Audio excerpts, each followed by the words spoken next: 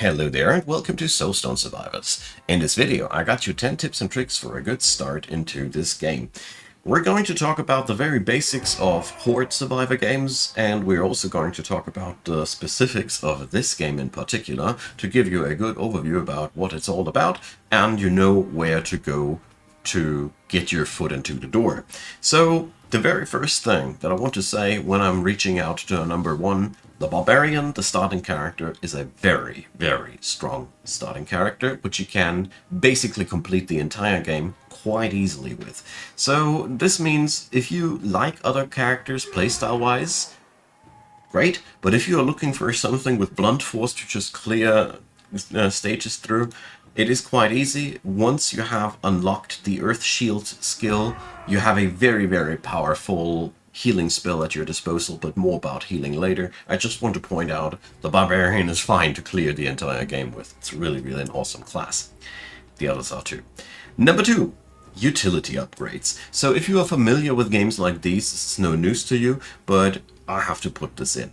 Things like movement speed and pickup radius are absolutely powerful and should be picked up to a rate where you feel like comfy with it.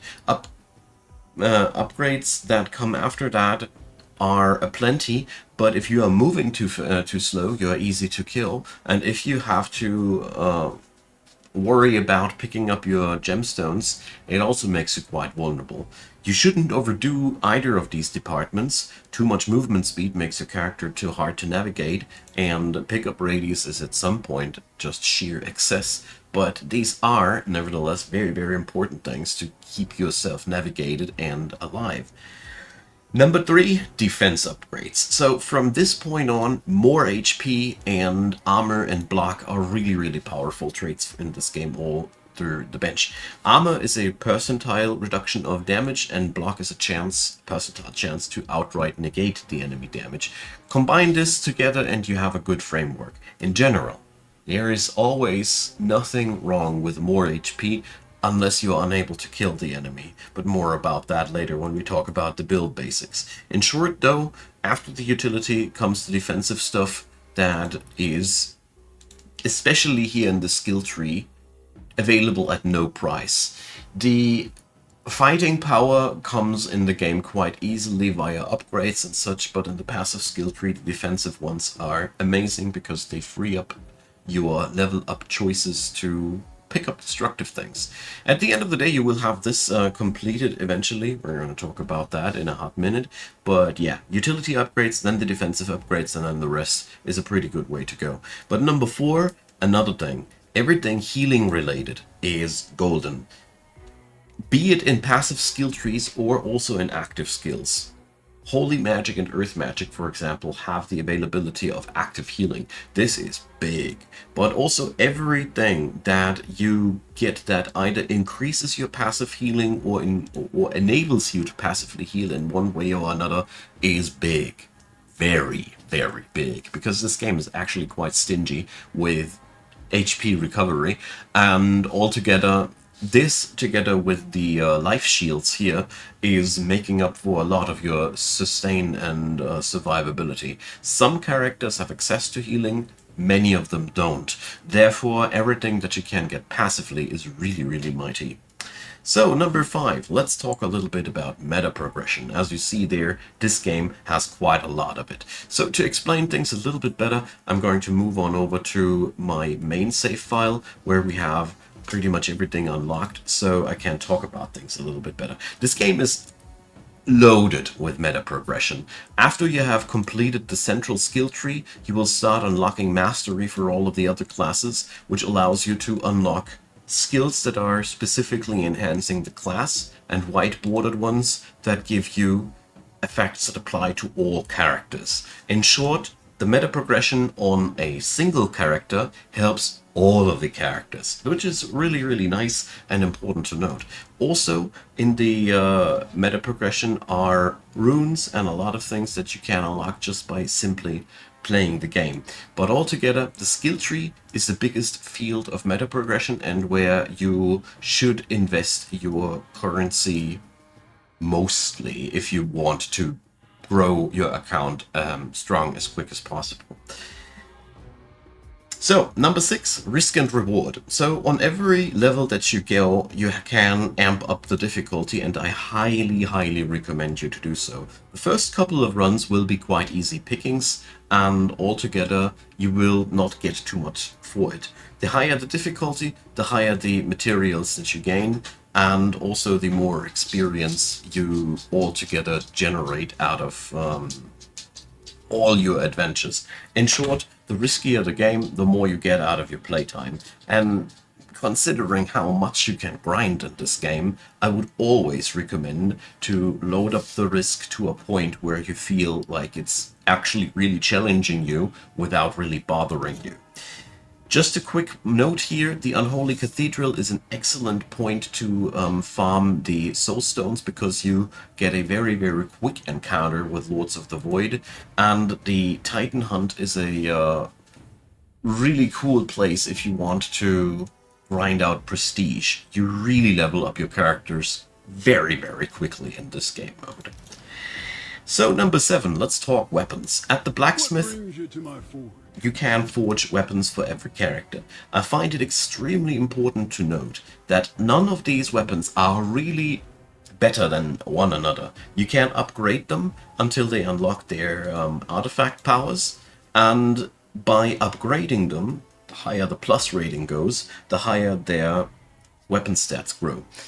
In short, weapons are more like, think about which build you want to play, and then you select the weapon fitting to that playstyle, because each weapon gives you a set of different stat enhancers. There is one thing though to say, the last weapon that you unlock comes always with the highest base stats, whereas the base weapon of yours needs a lot of upgrades before it can compete with the others. But altogether, weapons allow you for different playstyles, as you see here. The bonuses that you get are very, very different, and can therefore also be used for wildly differing builds. So, number 8, let's talk runes. So runes are being unlocked while you play. I just want to point out a couple of runes that I find absolutely invaluable, and you might want to work towards unlocking these. Reroll Mastery is absolutely, for me, a mandatory piece in all of my builds. I don't want to play without that, because the rerolls, I will talk about, no, I won't talk about that in this video, but in another one. Manipulating your draft by rerolling the build is massive, and this is something you should always consider taking into your builds. I also see Dash Mastery as a very, very useful thing, because in general, the enemy AoEs are always one thing: too large and too fast. Oh, that's two things, I'm sorry. But altogether, this helps in getting out of dangerous situations, and you get used to the extra distance quite quickly. The other thing that I want to introduce, rune-wise, as soon as you have it, Healing Flow is one that is also very, very valuable to play towards too. As you see there, you can find out what to do in all of the for all of these runes. You always get a hint.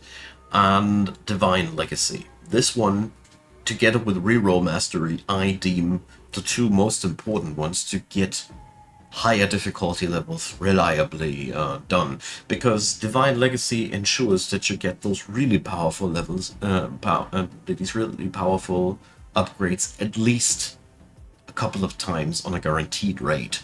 And the other one allows you to guarantee that you get what you need quite more reliable. And these two runes I find extremely valuable. The other one that I personally love is an extra Death Shield via Immortality, and yeah, the Dash Mastery. I mean, there's plenty of other runes, and these are just my personal preferences, but I just wanted to point them out.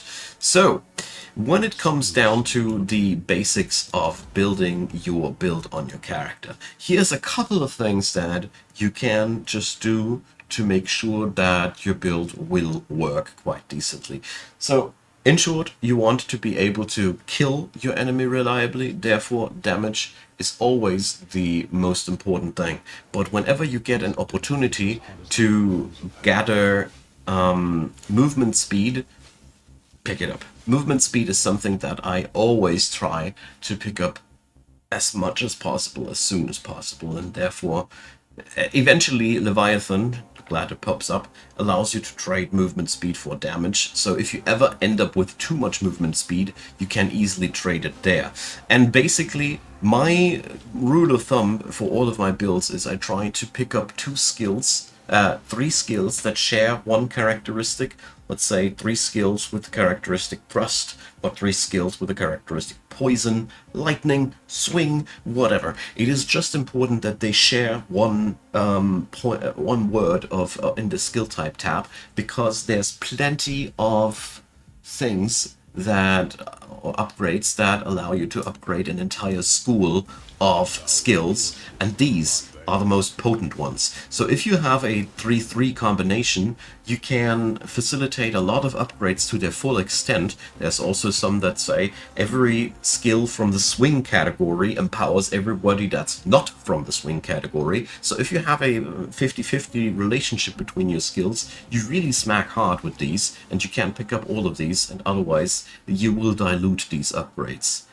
Kudos to the Earth Shield. It's just so powerful. Anyways, so after that, you want to make your attacks go big, and because the more range you get, the better. If you have a short range, area of effect increases are especially important. If you have a high range, then you want attack ratio and crit quite early. And the rest is just a race to stay alive, and yeah, it depends on how difficult the difficulty is that you play, and there's so many things I'm going to make about builds specific video, because I really just want to show the basics here.